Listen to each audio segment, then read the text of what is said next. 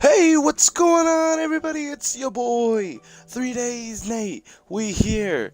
Saddened. Your boy, 3DaysNate, is sad that my Dallas Cowboys, as Skip Bayless would say, have officially been eliminated from the 2018 NFL playoffs, man. It's a sad day for 3DaysNate. It's a sad day for all of Cowboys Nation. But we're here to break it down. The game has been played.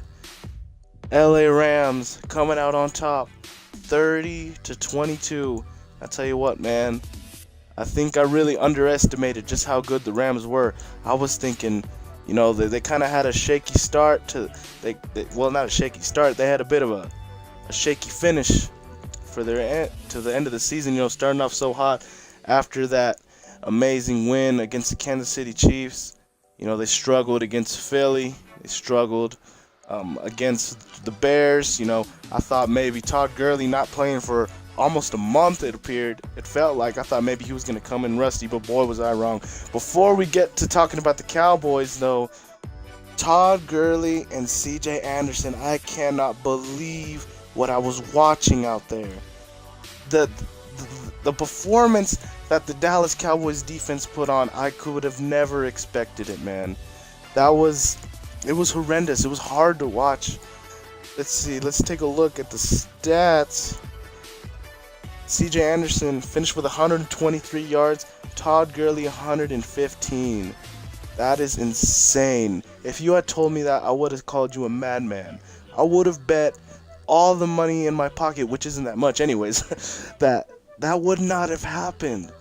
With as hot as our defense has been all season, even though some recent struggles, they had some struggles defending Russell Wilson last week. They gave up 22 points. But I just thought with all, they play really well together.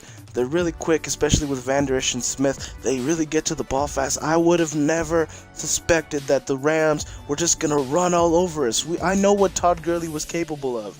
I knew he was going to put up a good game. But where the heck did CJ McChicken Anderson come from? Oh my gosh, bro, that dude was huge. Looking like Jerome Bettis out here. I didn't even know that was him. I thought it was just some freaking fullback they decided to put on and put him at running back for a few plays. It ended up being CJ Anderson. Formerly, I remember he was with the Denver Broncos. I believe he started with some other teams earlier this season. I believe Carolina was one of them. But yeah, that's insane. Dallas could not stop the run to this game. They were getting ate up all game. It was insane. It was hard. It was horrendous to watch. We got off to a quick start. Rams got up with a 3-0, but we hit that first quarter early touchdown that Amari Cooper was able to get. And I thought everything was going to go right in our direction, man. Dak, he had the confidence. We got off to an early lead. I told myself if we got out to the first lead, we were going to win the game. I truly believed that. As long as we could maintain the LA Rams offense, hold them down, if we could get the lead, we could play our style of football and we could easily come out of LA with a dub. But even though we did take that 7-3 lead, that was not the case. LA was able to put up two great drives to get them up 20-7 just right before halftime. And before I continue any further, Ezekiel Elliott, let me get on to you, son. I love you, man. Zeke, I think you're the best running back in football. No doubt about it. Todd Gurley showed you out today, bro. 47 yards on 20 carries ain't gonna get it done in the National Football League, my friend. Not in the playoffs. You can have all the rushing titles you want, but if you ain't gonna produce in the playoffs, you're not gonna become legendary. You're not gonna be with the elites. You're not gonna be winning championships. This was a despicable performance by Ezekiel Elliott, but God, you gotta give it to that Rams front seven. Aaron Donald and Ndamukong Suh, they just swallowed up everything that Ezekiel Elliott was trying to do today. He could not do a thing. He had like one burst of maybe, I think 15 yards, that's about it. Everything else gobbled up behind the line of scrimmage. 1, 2 to 3 yard carries. It just was not his day. He only averaged 2.3 yards a carry today. Dak Prescott, let's get to Dak Prescott. He had a 99 quarterback rating, which really isn't bad. He actually played fairly well today. Him and Mike Gallup, I believe, were the MVPs of this game for the Dallas Cowboys. Mike Gallup, 6 catches, 119 yards. That boy came out to play. That kid's going to be something special. I've been saying since the beginning of the season, I believe he has #1 wide receiver potential. Him and Amari Cooper, they could be something special for years to come. They got to hang on to those two guys right there. Dak Prescott, 20 for 32, 266 yards, 1 touchdown. No turnovers for Dak Prescott. No turnovers on either side of the ball, which is fairly surprising with all of the playmakers that both teams have. I was really surprised that nobody was able to commit a turnover. Dak Prescott, as much as people like to slack on him, he didn't do bad today. He honestly didn't. I mean, he did his part. He didn't turn the ball over. You know, you don't expect Dak to throw 450 yards a game. He's not Aaron Rodgers. He's not Tom Brady. But he does. He's a playmaker. He really is. He can work with his legs.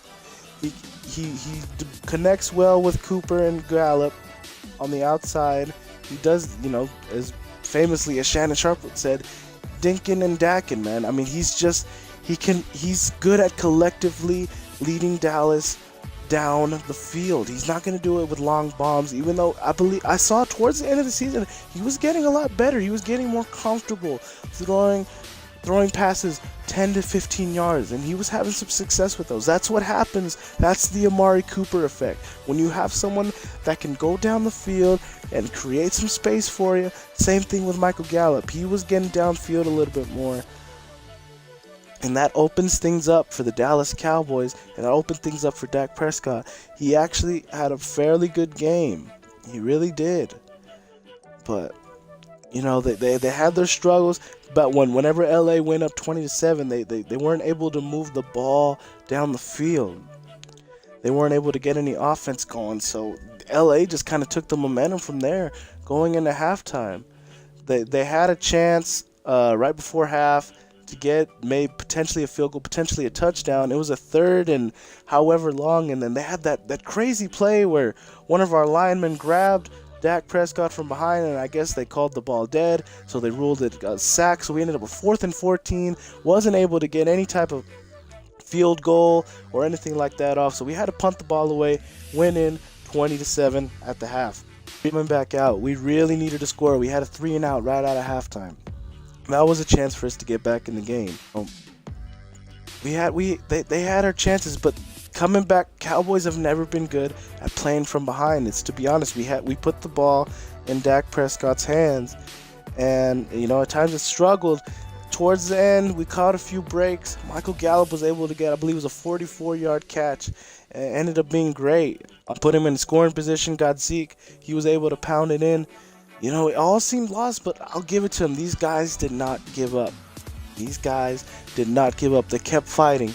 You know, as much as it seemed that everything was out of reach, eventually they were down 30-15. They still drove down the field as if they were down 3. They were driving. They got a bit lucky towards the end when they got a pass interference call on Aqib Talib. It was able to put them down at the 1. They were able to punch it in.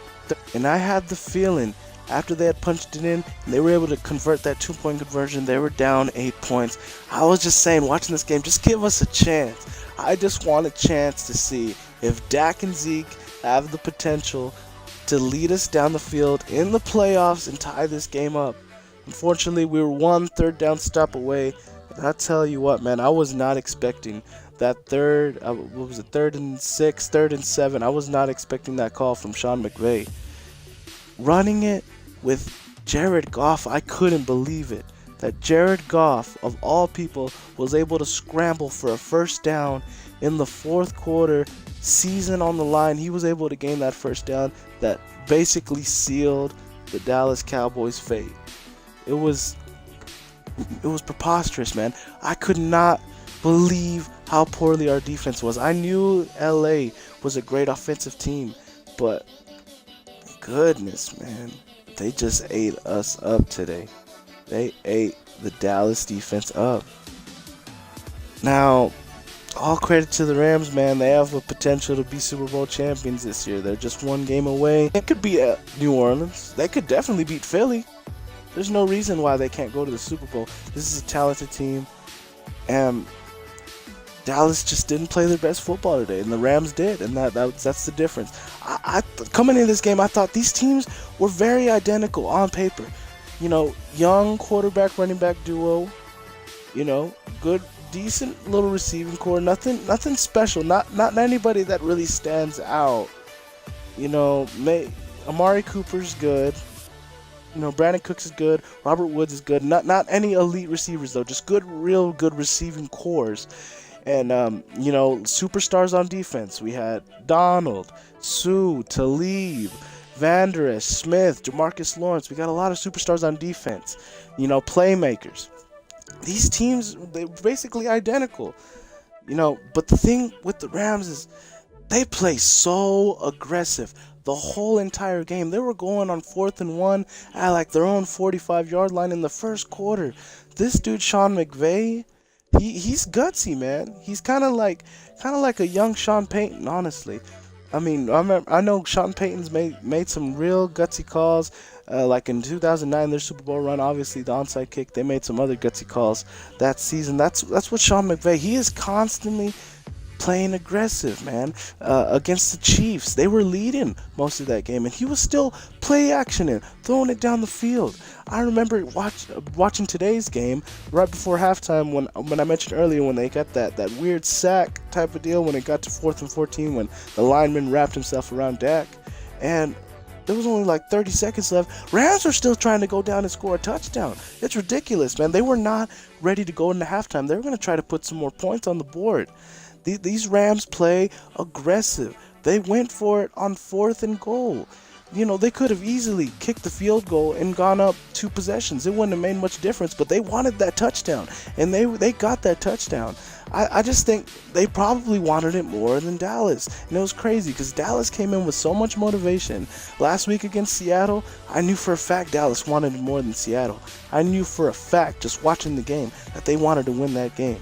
I thought they were going to come into this LA game with the same mentality that they had against the Saints, because going into that game, they came in as the underdogs. People thought that they weren't going to be able to win, and they came and they delivered. They played the best game of the season. They were able to beat the top team in the league at the time. I think they came in a little bit overconfident. They were thinking, Rams, they have a bit of a slump. They had a bye. We're coming off a playoff win. There's no reason why we can't win. But Dallas has never been good at playing the favorite. As you can see with the Colts game, they got absolutely smacked. And even though the Rams were the favorite, a lot of people were leaning towards Dallas. They were thinking, maybe it was going to be a Dallas heavy crowd. They were going to have like a home field advantage, but I didn't really feel that way. I felt like the Rams fans really came out to support their team, and there was definitely a Rams home game. They were just the better team today. That's the bottom line. Yeah, so congratulations to the LA Rams, Dallas Cowboys. Where do we go from here? You win the NFC East, you win a playoff game, you go to the divisional round, you lose by a touchdown. It doesn't seem like that many changes need to be made. You gotta keep this core together. You gotta let Dak Prescott grow. I wouldn't necessarily say he's a max contract player, but pay the man. Do not let Dak Prescott walk. Ezekiel Elliott, he is a max player.